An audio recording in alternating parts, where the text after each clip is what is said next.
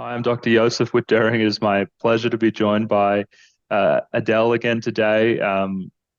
We've done an interview, a few days ago on this, but if you're just joining, Adele is the founder of Surviving Antidepressants, the largest forum for people who are dealing with problems with antidepressant withdrawal and such. And she's been at this for a really long time. She's got a wealth of information. And the topic of today's meeting is really going to talk about the growing recognition of protracted withdrawal from antidepressants.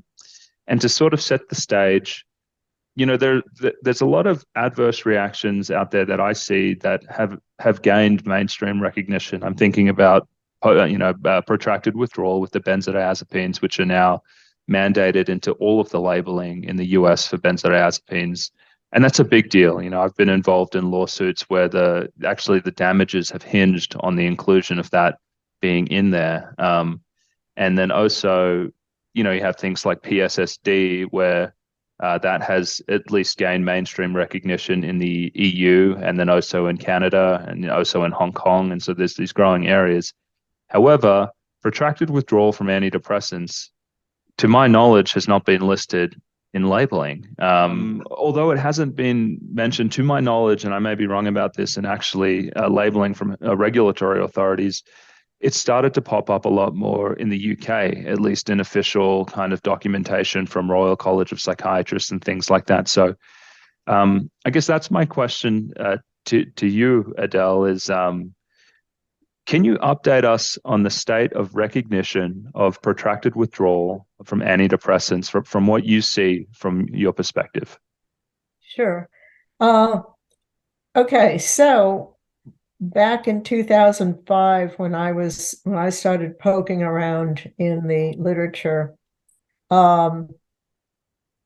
even though there was already a body of knowledge that had been published, probably a couple hundred articles about antidepressant withdrawal syndrome, it actually was not very well known, and that was in 2005.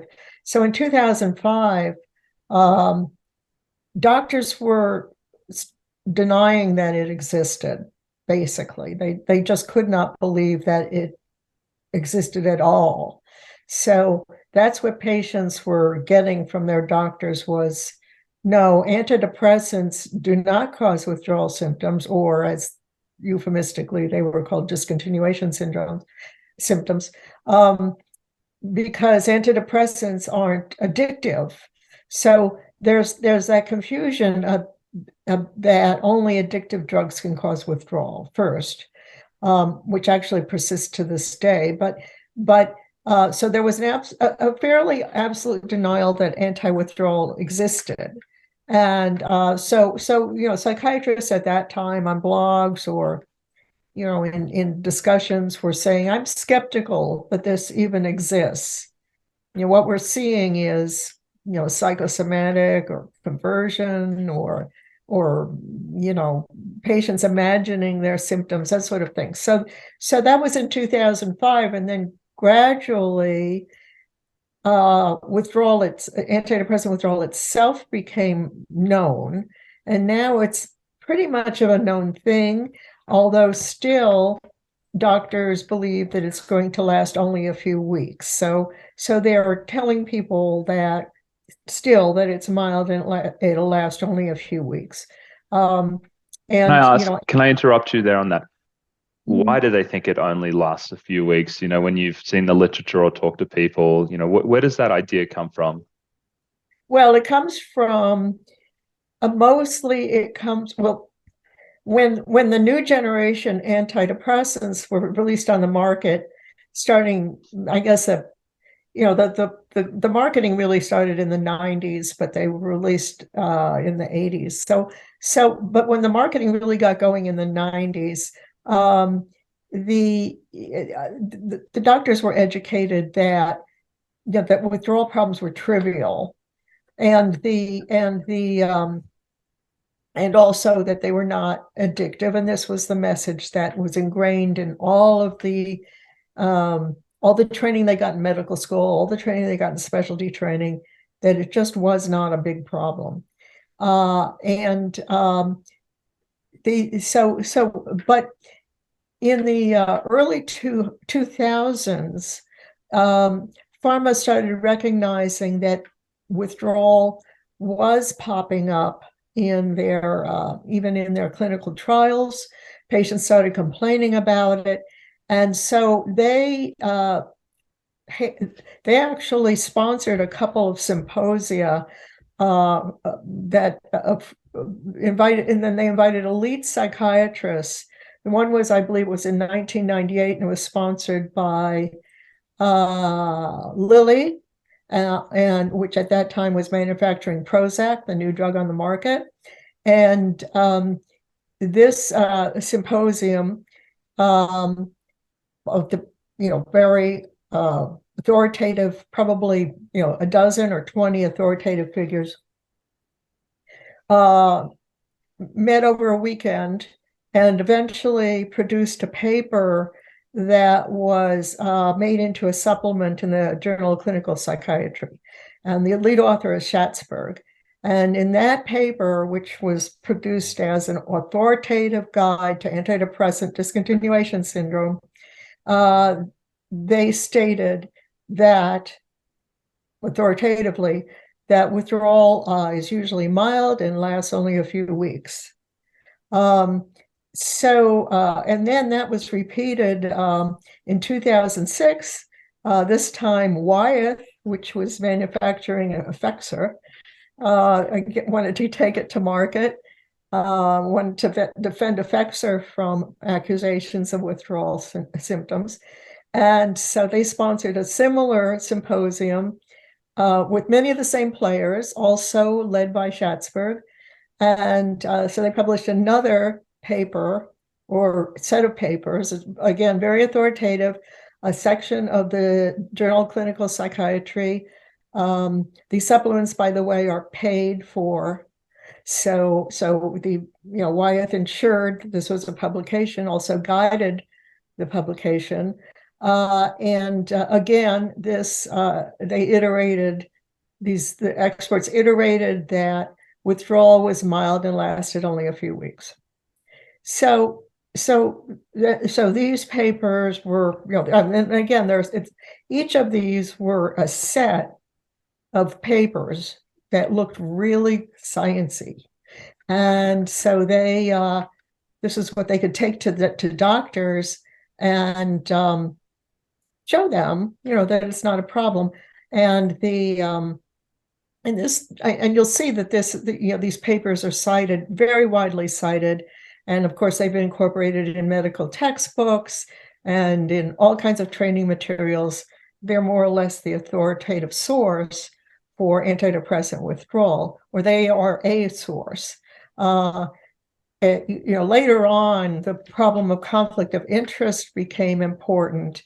And I think that the importance, the centrality of these papers became somewhat downgraded because they were sponsored by two pharmaceutical companies. So, and everybody was paid by the pharmaceutical companies who authored who contributed to these publications. So the pharmaceutical companies seeded the literature with assurances that withdrawal lasted only a few weeks and was mild, and the symptoms were mild and tolerable. And they also advocated stuff like management. You can manage it with benzodiazepines. And I think what the results of that are, that people became dependent on the benzodiazepines and they had withdrawal problems from that. So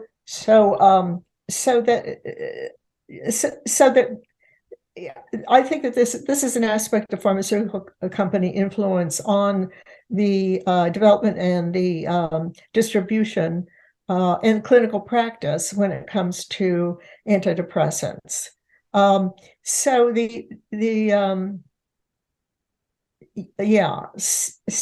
that's the state of antidepressant withdrawal as far as you'll see in the medical textbooks. A lot of the medical textbooks have not been updated with any other information. Anyway, so from my reading, because I looked at everything I could find on antidepressant withdrawal going back to the 70s and 80s, having to do with TCA withdrawal and MAOI withdrawal. The initial phase of withdrawal is the acute symptom phase, where people have the most dramatic types of symptoms: vomiting, fainting, disorientation, dizziness. And that, in fact, does go away in some number of weeks. But that's only the acute phase. And what follows that is what's called the protracted phase. So technically, since antidepressant withdrawal is supposed to last only a few weeks, any symptoms that go beyond a few weeks are protracted withdrawal.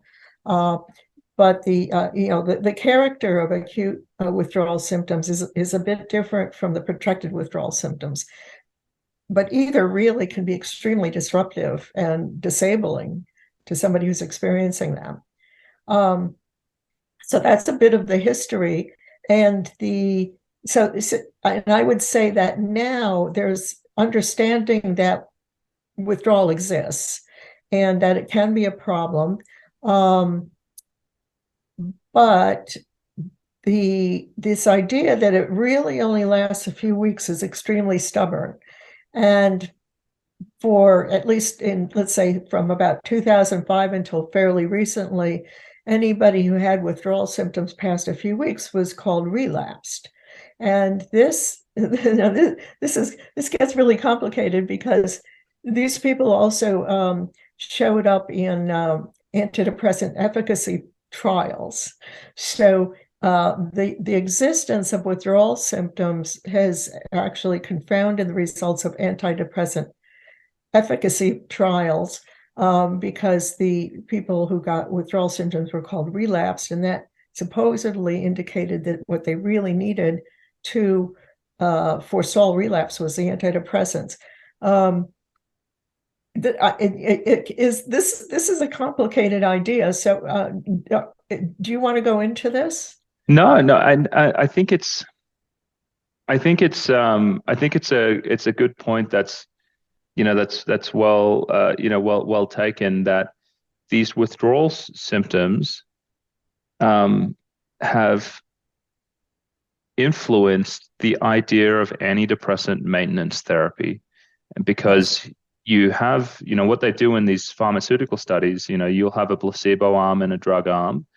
And then at the end of the study, all the people who responded on the drug arm, they've been off for 2 months or something like that, sometimes longer. They then get randomized again to either be on the drug or to be off the drug. And that's what they use to justify giving these medications to people for years. They say, well, as you can see, we then randomize people, and look how poorly the people are doing in the placebo arm, and, not just in the first couple of weeks, but as you can see, afterwards, they're still doing poorly. So, these drugs are preventing depression. And, Right. And so, that is the heart of why there's this big scientific justification for maintenance therapy. Exactly. Yeah. I think it's really important to understand that. And that's still a really hard realization for psychiatry. There are papers that have been published in the last couple of years that misinterpreted that very point, that they mistook the withdrawal for relapse. And also, I think we need to also point out that in these trials, when there was, so people had been on the antidepressant regularly for some months, couple of months. None of them lasted for very long. None of them were very long. But although Lewis had was long-term antidepressant use, and that Lewis came out in 2022. But when they came off the drugs, it was very abrupt. So the tapering schedules were always really, really short, if not absolutely cold turkey. They just, give them, people would be on the drug, and the next day they'd be taking a placebo, and they didn't know it.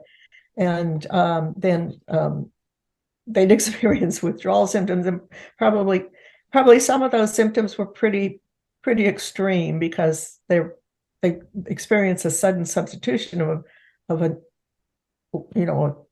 capsule that didn't have anything in it for the drug. So that's a cold turkey. So even those symptoms were mistaken for relapse. And although we have had some studies fairly recently that went back and looked at the old discontinuation studies and found evidence of withdrawal, and that would be Davis and Reed in 2019, and a couple of others. So there's been some recalculation of the raw data from those discontinuation trials, and it's pretty controversial because psychiatry really is predicated on this idea that what happens when you go off your drug, off your antidepressant, is relapse, and withdrawal is just not a factor. Whereas according to Davies and Reed, it runs about 50%, which seems about right to me. I think about half of the people who go off their drugs fairly quickly will get withdrawal. Mm-hmm. So there's, I would say that since, again, 2005, which is 18 years now, that doctors have slowly come to realize that people may get withdrawal symptoms if they go off their antidepressants too quickly. Do they know about protracted withdrawal? I think that the advance that we have with protracted withdrawal is that it's in the literature now. Whether it's been adopted in clinical practice is another story. I think from my website, I know people still have to argue with their doctors about it, and they're not getting anywhere. So the doctors are not very receptive to hearing about protracted withdrawal. Yeah, and I guess this is really where I guess the influence of pharmaceutical companies and resourcing comes into it, because you're right. There are articles out there by protracted withdrawal, and I think people like Giovanni Fava have been talking about it for probably nearly 10 years now. Maybe it's been longer. You've written an article that has been published in a journal on your experience tapering people. But the truth is that rank and file family doctors, gynecologists, psychiatrists, they're not really reading the articles. However, what drug companies are able to do is very different. So one, they have the resourcing and the connections to get those articles published by, Schatzberg, I think that's Yale, Maurizio Fava, I think that's Harvard. They can get true leaders in the field to author these papers, mostly because a lot of the clinical trials are run at those sites. And so they've developed relationships with these folks. And so they'll put people together and develop a consensus paper.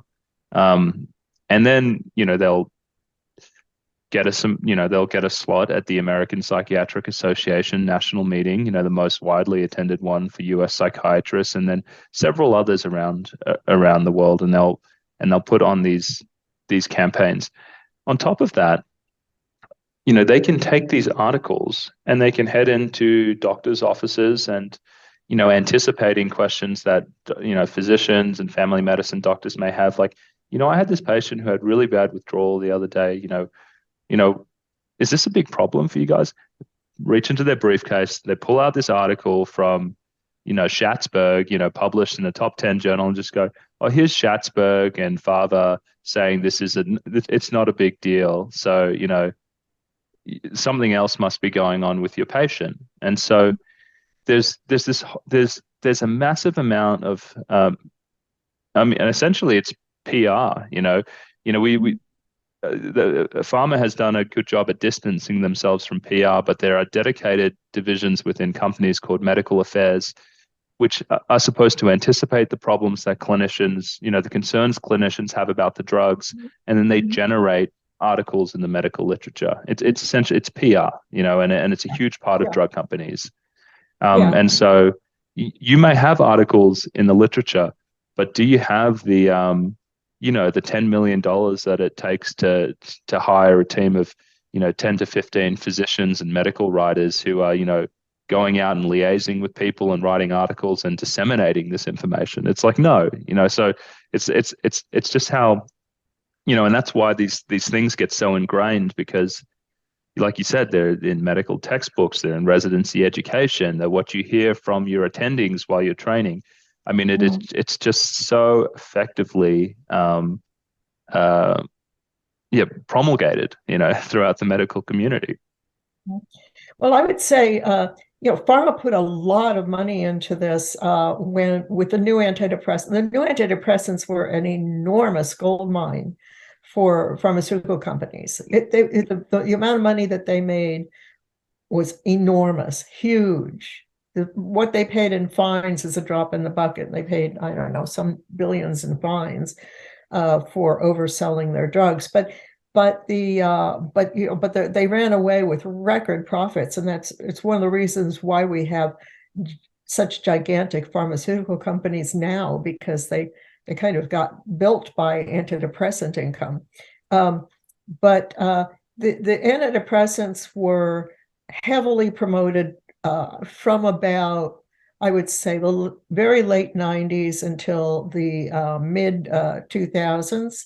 Pharma put a lot of money into it, and doctors were flooded with reps and invitations to dinners where the drugs were discussed, and that sort of thing.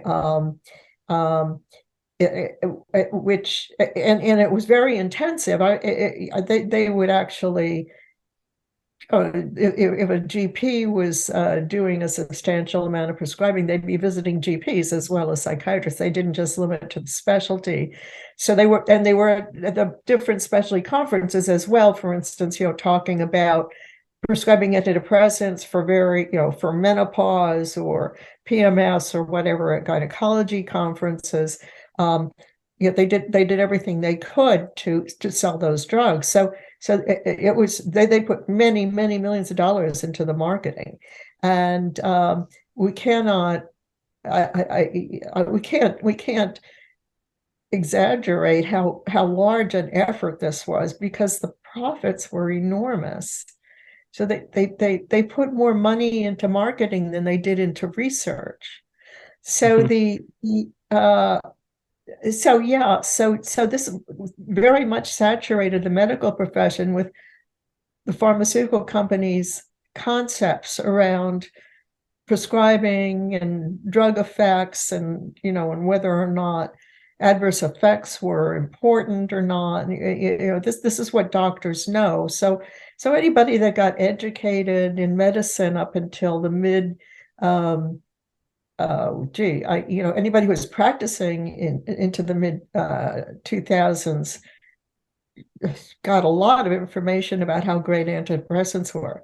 And as a matter of fact, also having to do with this idea of relapse if you go off your drug, in the 2006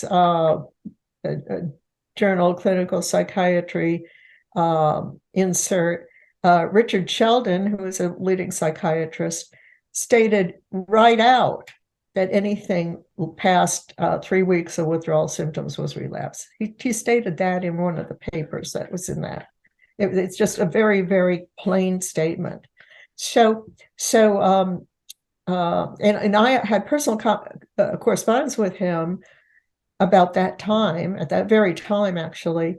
And he said that he knew that some people had much longer problems with withdrawal. So even if, right. Yeah. So, and that was at the very same time in 2006.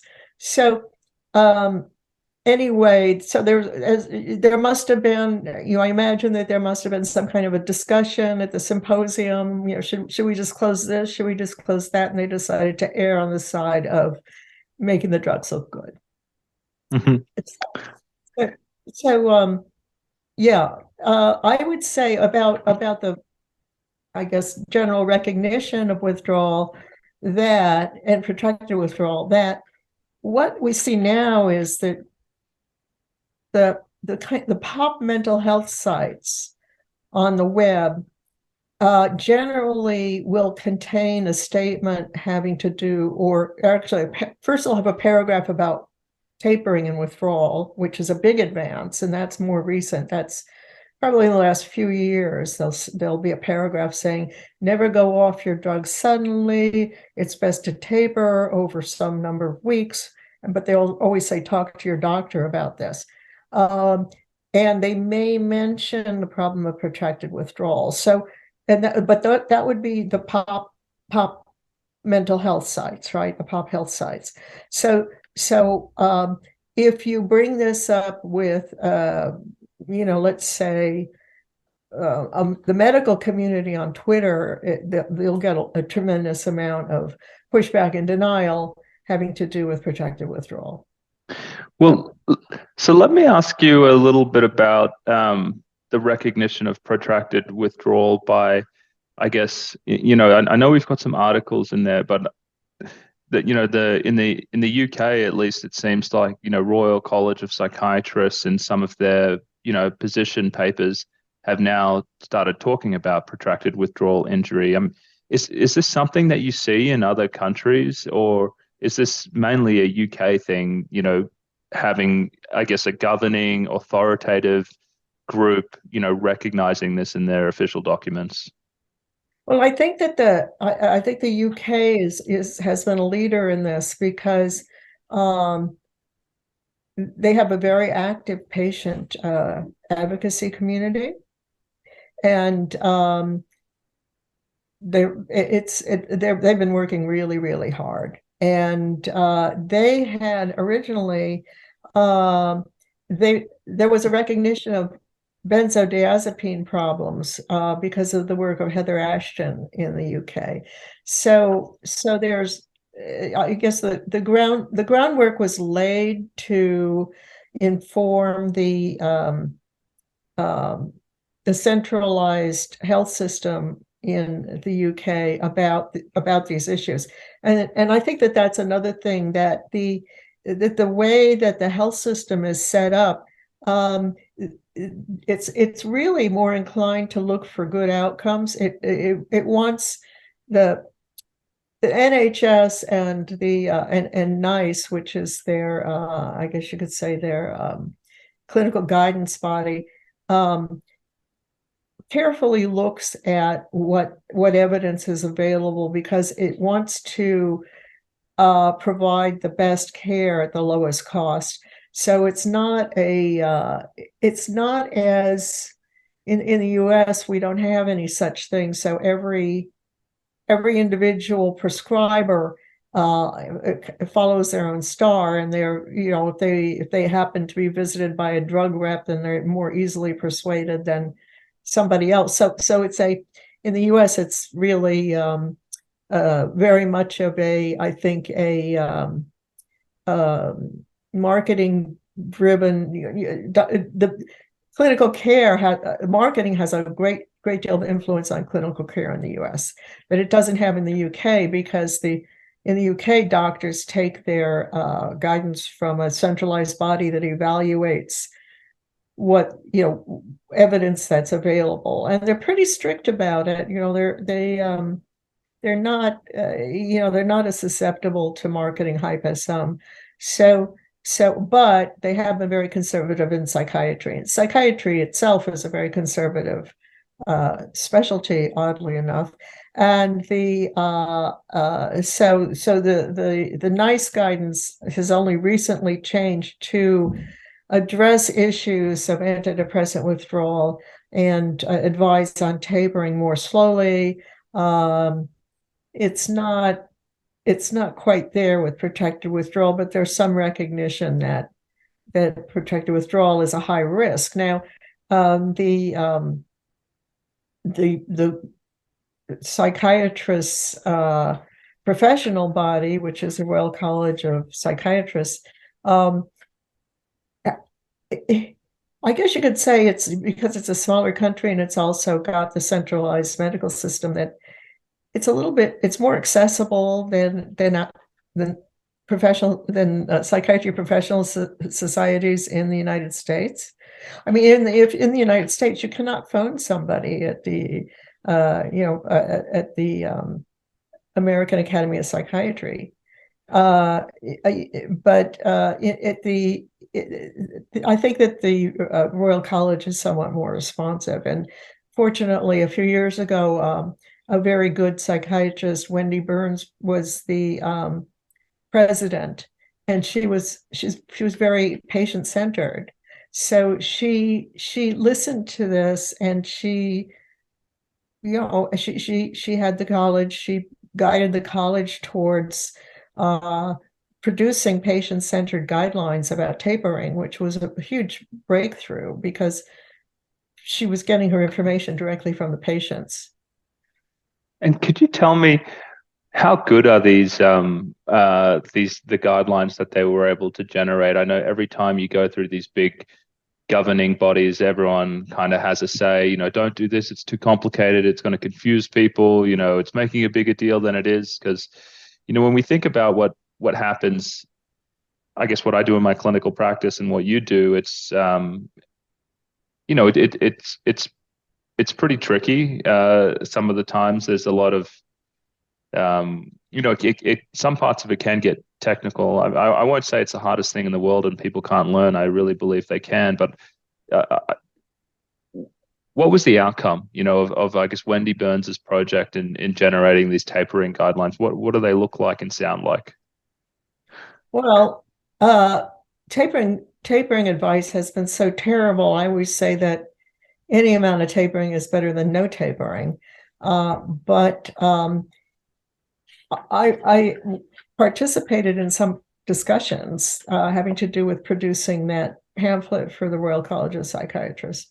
And the lack of range of doses is a real problem. That is a physical barrier to even imagining, for doctors to even imagine how to taper. Because let's say that, they have three, let's say with citalopram, they might have, I think they have two dosage forms. Is that right? 10 milligrams and 20 milligrams. Is that right? I think they're only the two. I think so. Yeah, I think so. I mean, another example is, I think, Pristiq, which comes in 50, and that's it. Well, I think there's 25, but Pristiq is a special case, which I'll get into in a second. Yeah, so if you're telling a patient to taper very slowly, it's like they can go from 20 to 10, and then where do they go? Right? 0. I mean, right? That's slowly when you have only two dose levels. So even what you would really want them to do, in my opinion, is to go down by eighths of a tablet or something like that. But it's really hard to cut up those pills. Now, fortunately, citalopram and most of the SSRIs come in liquid form in the United States. So one could use those to taper. And that's a good idea, to use the liquid forms. But in other countries, those liquid forms are much more restricted. And let's say in the UK, you have to make a special application to get the liquid form of the drug. So doctors in the UK have a mental barrier against making taking that additional step and ordering that liquid, which is more expensive than the tablet, and the NHS is very, very cost conscious. So they're very reluctant to do that. If they even know that a liquid is available. But we give people information about liquid availability, so they know if they can ask their GP about it. Anyway, and you can look on the web for it. You can look up whether your drug is available in liquid form on the web. You can do some searches. So just even imagining how people might gradually taper is a real problem for most doctors, because they don't, they don't want patients to be cutting up tablets. They've been telling their patients not to mess with their drugs, forever, and they don't, and they don't trust the patients to do it properly, and things can happen, and they're worried about the contamination of the drug, and it's a conceptual barrier. So there's no range. Most of the I can't think of any of them that come in reasonable doses for tapering. So mostly you have to resort to a liquid, and you can get compounding pharmacies to make liquids for most of them, but they're really expensive. Anyway, it gets to be quite complicated, and sometimes not covered by insurance. So patients have a problem with that. It can be, just the nuts and bolts of it can be difficult. Now, when it comes to Pristiq initially was issued only in 50 milligrams, and I gather that the FDA asked Wyeth, I think, is Wyeth the manufacturer? Yeah, it's an extension of Effexor, so it's a it's a brand extension. So they asked Wyeth to make it in other dosage forms, and Wyeth went to a tremendous amount of trouble to avoid doing that.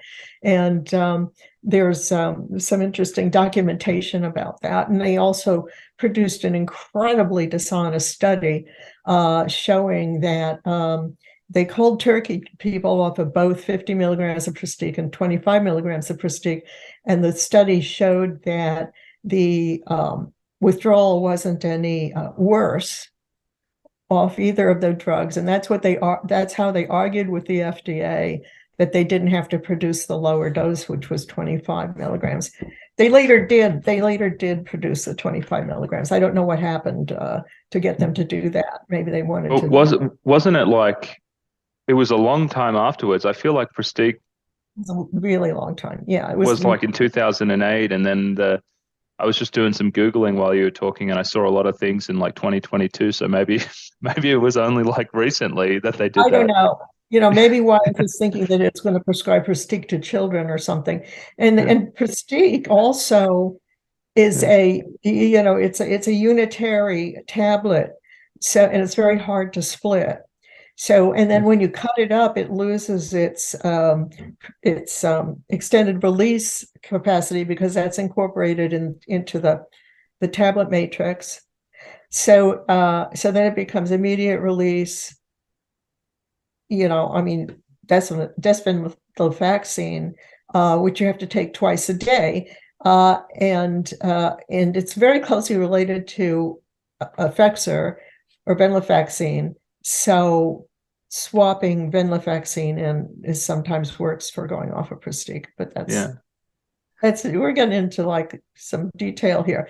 No, but I always think it's kind of it's an interesting point for people to hear. It's that they will, like Pristiq, they will prescribe the drug at the effective dose with no way for you to taper until, I guess, public outrage, says, hey, you need to manufacture, and then, a step down, and they just give you one. But the fact that it was even allowed to go through the drug regulators without any, smaller doses to, allow something like a gradual taper it's a sign of just how poorly recognized the need for tapering was. And it makes you feel like people are asleep at the wheel. I mean, why wouldn't you feel like that? Yeah. Well, please tell me what is going on at the FDA, because the FDA wanted Wyeth to produce the 25 milligrams initially, and Wyeth persuaded them that it wasn't necessary. And it produced this incredibly stupid study. And it's just so transparently dishonest, not to mention the fact that they injured the patients in both arms by cold turkeying them off the drug. So, Yeah, why is it that the FDA said, "Oh, okay, no problem. You don't have to produce 25 milligrams." What went sure. on there? We Yeah, need to get. yeah. Let me give you my thoughts on that because um, a lot of it has to do, my impression of it has to do with precedent. A lot of it has to do with what the FDA has allowed companies to do beforehand. And, Yeah, FDA never really said, hey, we need you guys to have lower doses so people can gradually discontinue it. Most drug companies produce lower doses because it helps with the different, there may be a therapeutic range. Prozac may work at, 20, 30, and 40 and 60. And so, we're going to make 10s and 20s, 10, 20, 40, something like that, maybe. And so there's like this, they do it in combination so people can hit different like efficacy thresholds. But the whole idea was never about helping people come off them. That wasn't ever introduced. So I believe when Pristiq came to the market, they tested 50 and they might have tested like 100 or 75 or something. And then they looked at the efficacy analyses and they found that the curves, they did not diverge. So 50 was just as good as, the higher dose. And so FDA says, well, you're only going to get 50. And so it just became, this one pill.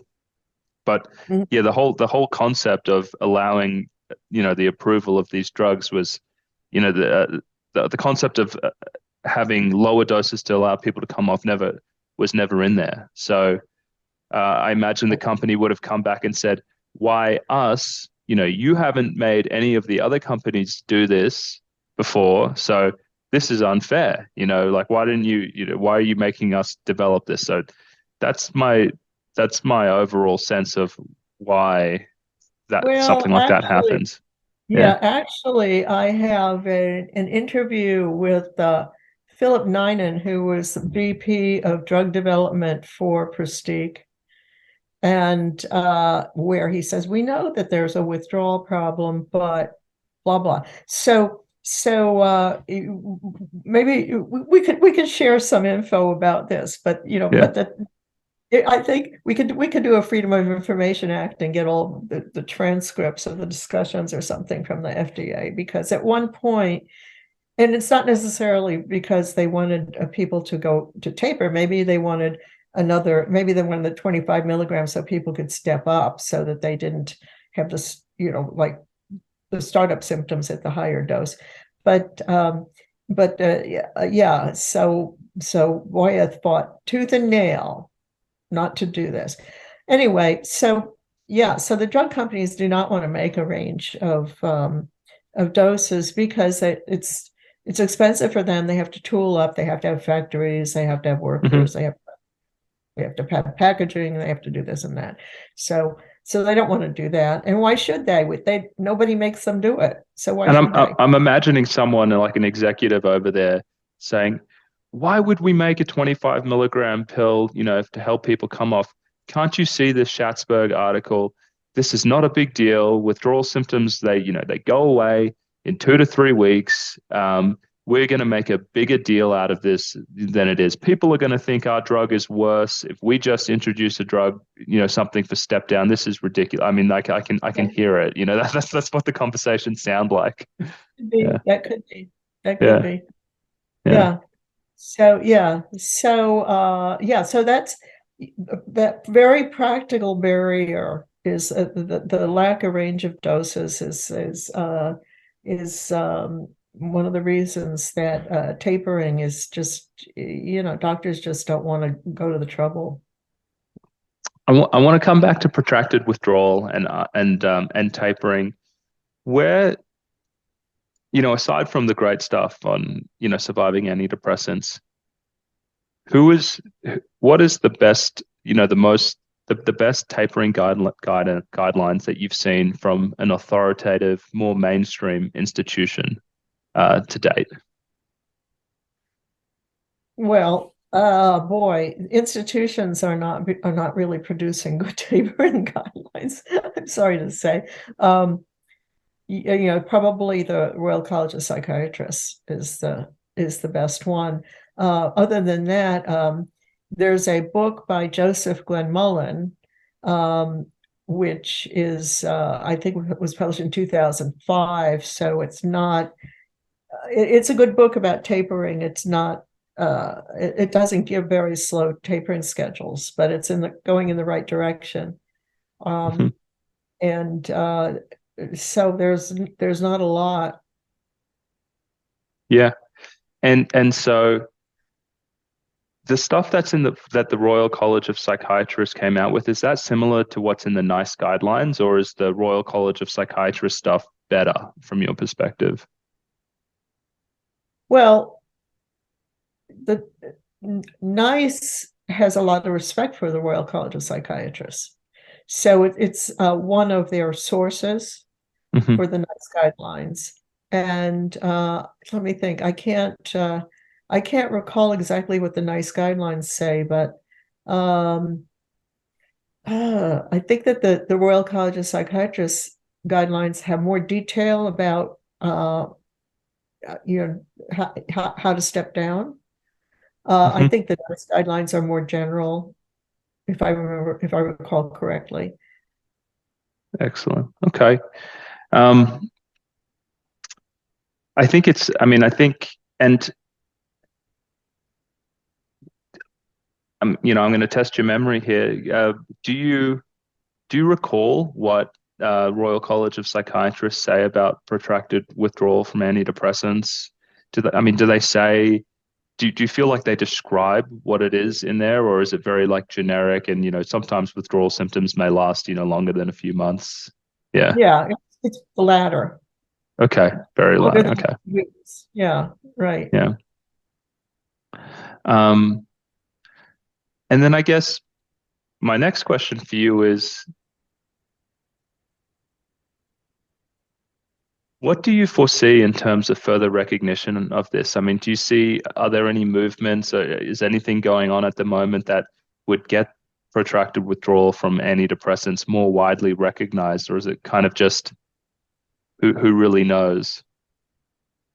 Well, protracted withdrawal also exists from other psychotropics, and addiction medicine is very ambivalent about it, although there's a body of literature in addiction medicine discussing protracted withdrawal and the implications of protracted withdrawal. So, but it's held that getting the person off the drug is so important that that if they have to recover for several years after that, then that's okay. So the protracted withdrawal is not a very prominent concept in addiction medicine, although it's semi-recognized, though some old-fashioned addiction medicine specialists will say no, that's the person craving the drug.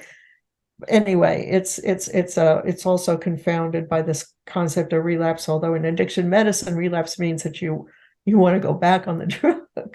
So it hasn't really risen to a level of recognition in addiction medicine for 40 years, and it's just now coming across it for antidepressants. So as I said, psychiatry is such a hidebound profession. It's just barely agreeing that perhaps the drugs need to be tapered more slowly. It's just I don't know. It really doesn't want to admit it. So if it's going to go further into admitting that, oops, we made a terrible mistake, and now there are thousands of people suffering from protracted withdrawal, I kind of think that there's going to be a lot of resistance to that, and patients are going to have to make it clear, because that's the argument for tapering, is to avoid the worst possible scenario. So and I think that one of the things that's remarkable about what's going on right now is that patients who have been taking antidepressants and got withdrawal and protracted withdrawal and PSSD, which is post-SSRI sexual dysfunction that lasts after you go off the drug. They're making, they're finding each other on social media and they're making some noise. And I think that that's different than anything else that's happened in medicine in the past. And certainly in terms of addiction medicine, you don't have a bunch of people who had, gone through detox banding together and complaining about their protracted withdrawal. They wouldn't do that.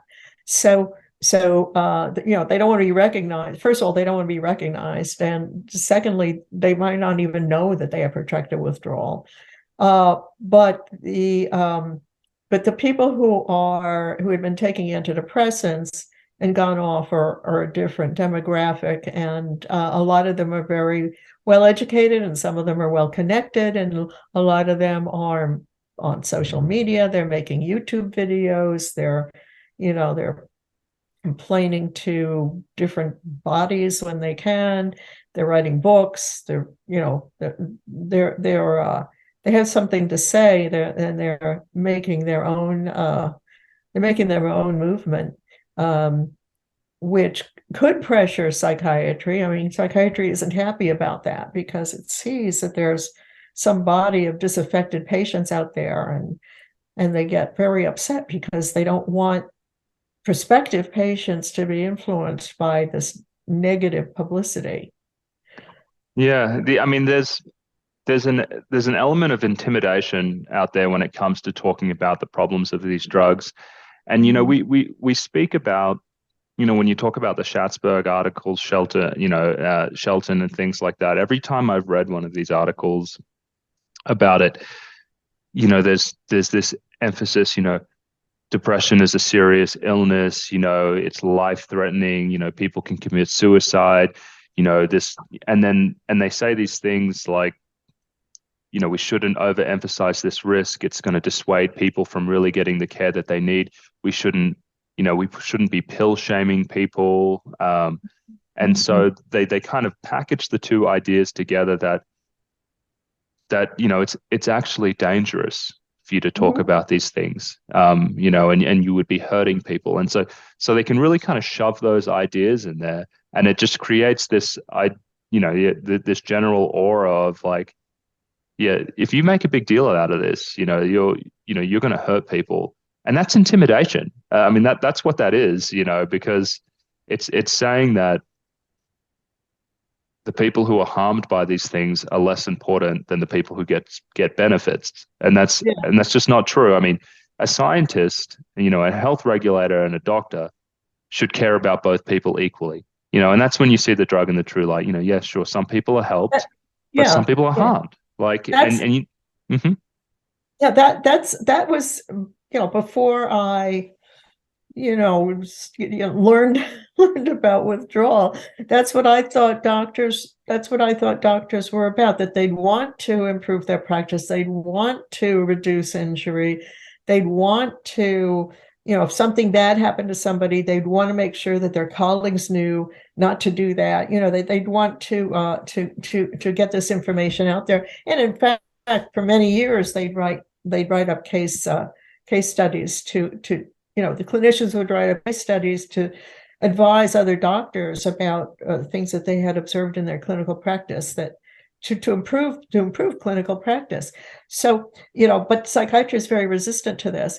I don't know. I would very much like a sociologist, maybe somebody who's listening to this, to look into why psychiatry is so resistant to this idea of minimizing harm. To minimize harm, they have to collect cases of harm and look at them and see what happened, and then make sure that if there are systemic issues, which there are in antidepressant adverse effects and withdrawal problems, that the entire profession be informed of this, and to improve clinical care and improve outcomes and to improve patient well-being. But psychiatry is very territorial about this, and it just does not want to be disturbed in its work. Now, this argument that patients will be dissuaded is a little weird because they're saying that on one hand, and on the other hand, they're also saying that their practices are overloaded. They can't fit any more people in. We need to recruit more psychiatrists because of the demand. So it doesn't make any sense that they say that people are being discouraged and they're also battering down the doors because clearly there's a lot of demand. They're charging a lot of money.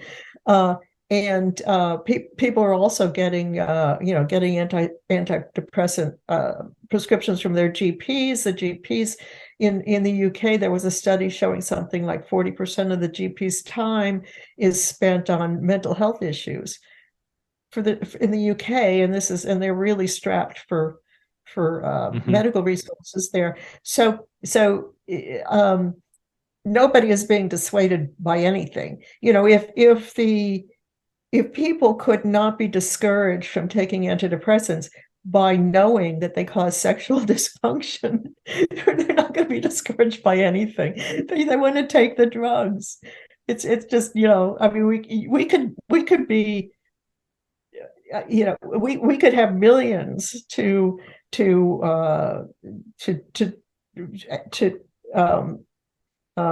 broadcast information about adverse effects, and it wouldn't make any difference. I have to say, at least I feel like I disagree with that because, one of the things that I'm trying to, the reason I like PSSD so much, but, I'm kind of like a benzo guy, that's where I came from, but I've been doing a lot of PSSD stuff lately, is the side effect is so horrific that it's really become a focus to just broadcast this as widely as possible, because I don't see how someone could not, think twice, especially if they were young, hearing some of these stories and just go, yeah, no, thank you. I think I'll wait. So I hope I'm right about that one. I'm just kind of push this PSSD thing out there as aggressively as I can. Well, the PSSD people have been doing a good job of getting their message out, and I do think that it's important for people to know. Now, but the sexual effects of antidepressants have been known for a long time, and I think that's actually why 2/3 of those taking antidepressants are women rather than men. So men are considered to be an underserved community in psychiatry, and they get together and they try to figure out ways to convince men to take antidepressants.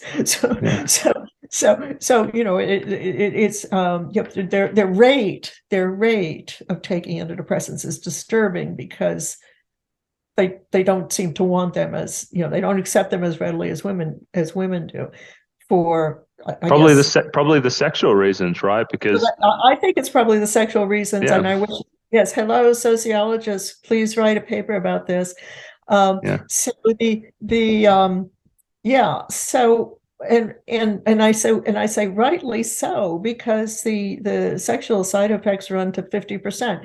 But as I said, it's like the pharmaceutical companies made zillions of dollars on selling antidepressants, even though it's fairly well known that they cause sexual dysfunction. Now, when people go off, PSSD is another story. Horrific, also horrific.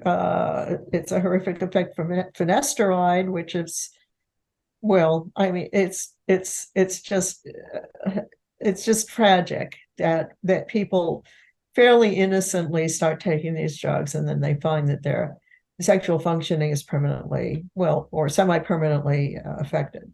Now, and a lot of those finasteride people have brain damage. I mean, when you talk to them, I mean, they can't think straight. I mean, they're just clouded. It's devastating. Yeah.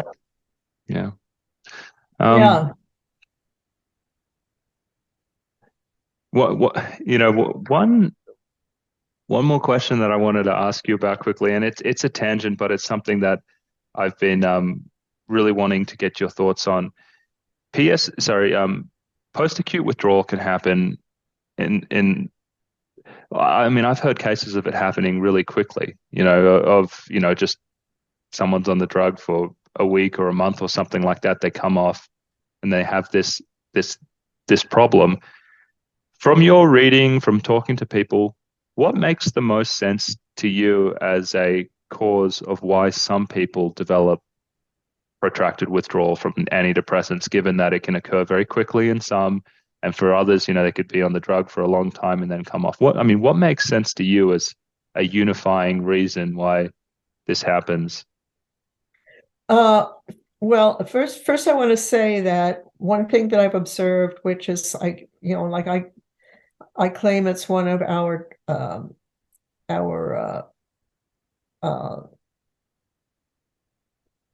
it's something that we've discovered. It's a new discovery that from survivingantidepressants.org, is that some people get fairly immediate adverse reactions when they take an antidepressant, and they might take only one dose or a few doses, or stay on for a week, or if their doctor persuades them to stay on longer, they might be on it for a few weeks and have horrible, severe adverse effects from the very start.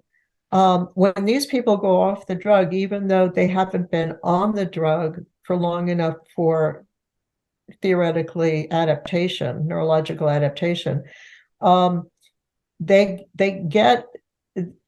exhibit what appears to be protracted withdrawal, or the symptoms are very similar to protracted withdrawal. And I don't think that we should really call it protracted withdrawal, because I think it's more like a bad trip.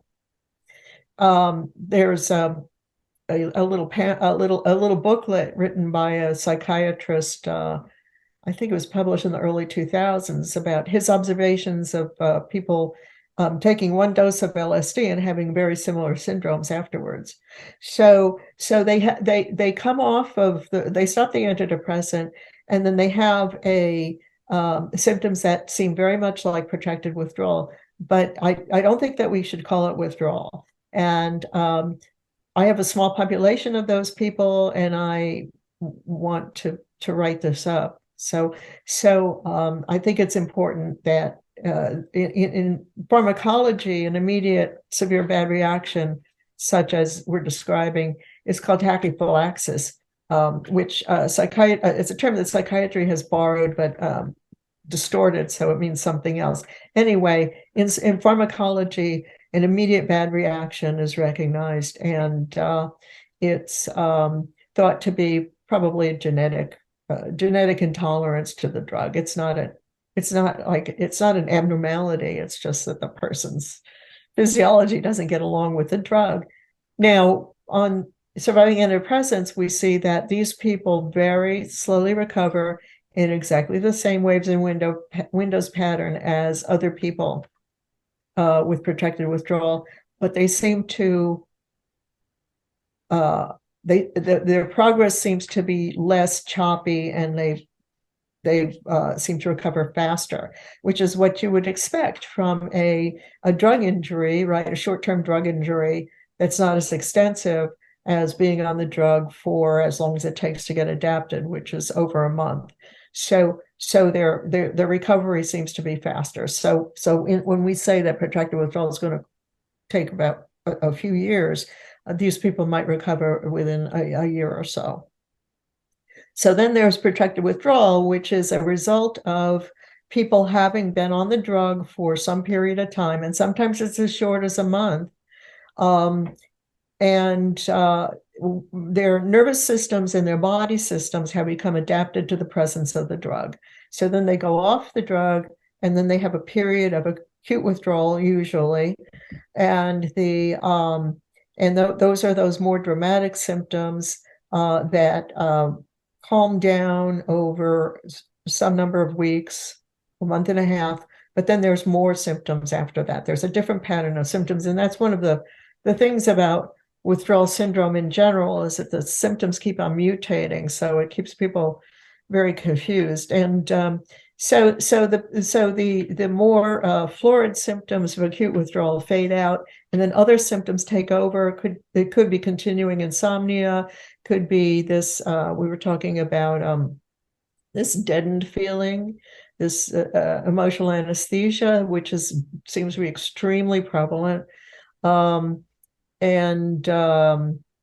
just disorientation, inability to focus, a lot of depersonalization. It could sexual dysfunction could continue, but we have seen people who do recover. It's like the symptoms can still be serious, but they're not quite as dramatic as with acute withdrawal. So there's a catalog of protracted withdrawal symptoms that are very similar. Usually, let's say something like nausea doesn't continue, although I have a few people in protracted withdrawal that are, still have problems with nausea for years. Wow.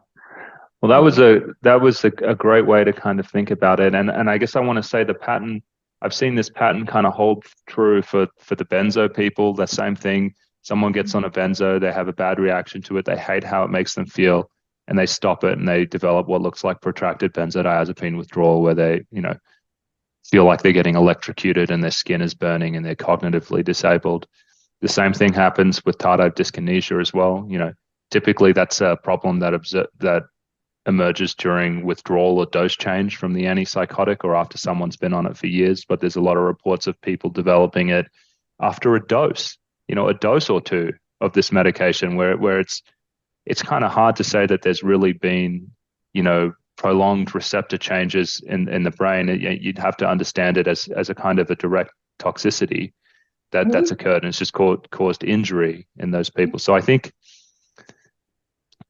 one of the things that I find really interesting about these as well, is how they emerge over time. But yeah, I think your answer there is spot on, and a really nice way to conceptualize it.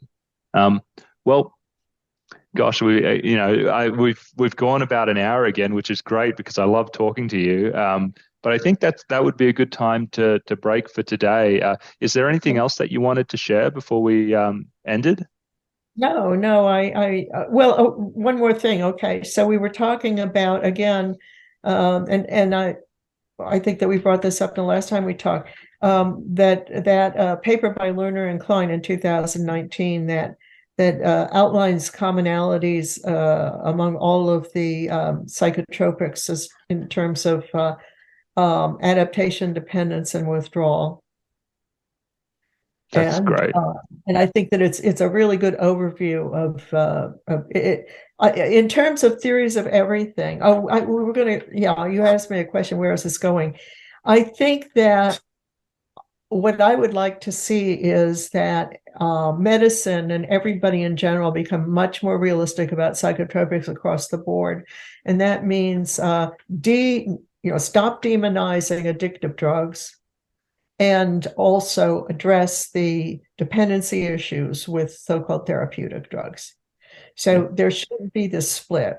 And Joanna Moncrief has proposed what she calls the drug-centered model, where all of these drugs are held to be, morally equal, and we just address the effects of psychotropics, which could be good or bad depending on how they're applied, which is very classic medicine, right?